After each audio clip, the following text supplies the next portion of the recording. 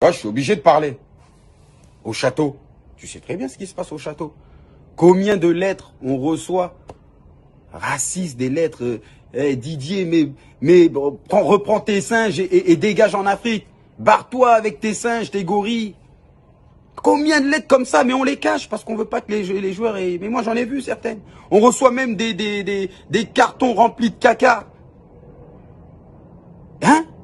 Et quand le président de la République il vient nous voir au château, hein, on sait que l'équipe de France n'appartient à aucun joueur, elle appartient au peuple français. Mais au moins, on a quand même des places attribuées, tu vois, quand on mange. On a l'habitude de se mettre à côté de ce gars parce que voilà, on a des bonnes relations, etc. Et à chaque fois que le président y venait, ou tu vois, des hommes politiques, bah là, tout changeait. Bah, moi, j'étais assis là, d'un seul coup, j'étais au bout de la table. Où il y avait normalement Mamadou Sakho ou Bakary Sagna, beaucoup de sombritude, bah, il fallait changer. Bah, là, on mettait un Hugo Lloris et un Laurent Koscielny et le président au milieu. Mais on savait, c'était les règles du jeu. On est en France, on n'est pas chez nous.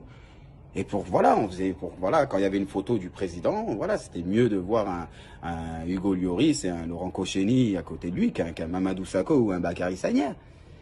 Tu vois, c'est dommage, hein. Et surtout, les joueurs français, ne likez pas cette vidéo parce que sinon, plus de sélection, hein.